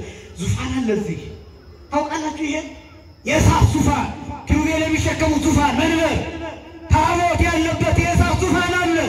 እንዴት ቻልሽው እመቤታችን? እግዚአብሔር የሚቀመጥበትን ዙፋን ቤተክርስቲያን እንዴት ቻልሽው? ጽበተ ከርስ ዘምስለ ርህብ ይላል እመቤታችንን። ከስፋት ጋር ላለ የማኅፀን ጥበት አንክሮ ይገባል ይላታል። ስፋት ሰማይና ምድር የማይወስኑትን አምላክ መወሰን ነው። ጥበት ለማንኛውም ሴት መሆን ነው። ቤተክርስቲያንስ ጠባብ ናት፣ ሰፊ ናት። አሁን ንግስ ቢሆን ይሄ ግቢ ይጠባል፣ ብዙ ህዝብ ቢመጣ ይሄ ግቢ ይጠባል። ግን አይገርማችሁ? ቤተ መቅደስ ውስጥ እኛ ስንገባ ለእኛ ይጠባል፣ ለእግዚአብሔር ግን አይጠባውም። ለ40 መርጌታ ለ50 መርጌታ የሚጠብ መቅደስ፣ ለ5 ቀዳሽ የሚጠብቅ መቅደስ ለሥላሴ ለእግዚአብሔር መንፈስ ቅዱስ ግን አይጠብም። ክብርና ምስጋና ለአምላካችን ይሁን። ለአምልኮ አይጠብም፣ ለሰላም አይጠብም። ሁላችን ብንሰበሰብ ልንጨናነቅ እንችላለን። እግዚአብሔር ግን ከፍቅሩ የተነሳ ምህረቱን ይገልጥበታል። እስከ ዓለም መጨረሻ ድረስ ምህረቱን እያደለበት ይኖራል። ለምን ቢባል መንፈስ ቅዱስ ባንቺ ላይ ይመጣል። እዚህ ቦታ መንፈስ ቅዱስ አለ። ስለዚህ ፍቅሩ እንደበዛ እየተሰጠ እየታደለ ይኖርበታል። በእውነት የቤተክርስቲያን አምላክ የተመሰገነ ይሁን። የተከበራችሁ የእግዚአብሔር ልጆች መንፈስ ቅዱስ በእናንተም ላይ ይመጣል። እስኪ በሉ መንፈስ ቅዱስ በሉ። በእኛ ላይ በሉ፣ ሁላችሁ በእኛ ላይ በሉ ይመጣል። መንፈስ ቅዱስ የሁላችሁ እንደሌላ ተቀጥሮ ገንዘብ እየተከፈለው የሚኖር አይደለም። አንተን ለመባረክ ነው የሚመጣው፣ አንቺን ለመባረክ ነው የሚመጣው። በዚህ ዕለት እዚህ ስለተገኘን መንፈስ ቅዱስ ሁላችንን ባርኮናል። ክብርና ምስጋና ለስሙ አጠራር ይሁን። እግዚአብሔር ንፉግ አይደለም። እዚህ ደርሰህ በማንኛውም ሰዓት እዚህ ደርሰህ በምትሄድበት የመንፈስ ቅዱስን ሀብት ሽራፊ ሳታገኝ ባዶ ሆነህ አትሄድም። ክብርና ምስጋና ለስሙ አጠራር ይሁን። በየትኛውም አይነት ኃጢአት ብትሆን እዚህ በመምጣት ብቻ የመንፈስ ቅዱስን በረከት። ለምሳሌ ጠጅ ቤት ብትሄዱ ጠጅ ነገር ይሸታችኋል አይደለም? ሄዳችሁ ታውቃላችሁ? ጠላ ቤት ብትሄዱ ጠላ ነገር ይሸታችኋል አይደለም? እዚህ ጠላ የለም፣ እዚህ ጠጅ የለም። እዚህ ያለው እግዚአብሔር መንፈስ ቅዱስ ነው። ስለዚህ እዚህ ስትመጣ የሚሸት የመንፈስ ቅዱስ ኃይልና ጸጋ ነው። ክብርና ምስጋና ለአምላካችን ይሁን። ይሄን ሽታ ይዘን ይሄን በረከት ይዘን እንሄዳለን። እዚህ መምጣት ቀላል እንዳይመስላችሁ የተከበራችሁ ክርስቲያኖች። ከዚህ በላይ የመንፈስ ቅዱስ ጸጋ ተትረፍርፎ በእኛ ላይ እንዲያደር ደግሞ ከፈለጋችሁ ንስሐ ገብታችሁ ሥጋውን ደሙን ተቀብላችሁ በእግዚአብሔር ፈቃድና በእግዚአብሔር ትእዛዝ ኑሩ። እግዚአብሔር ወጣትነታችሁን ይባርክላችሁ። እግዚአብሔር በሁላችሁም የመንፈስ ቅዱስን ጸጋ ያሳድርባችሁ። ያስተማረን የአባቶቻችን አምላክ እግዚአብሔር ይክበር ይመስገን። መንፈስ ቅዱስ ባንቺ ላይ ይመጣ። ወስብሐት ለእግዚአብሔር።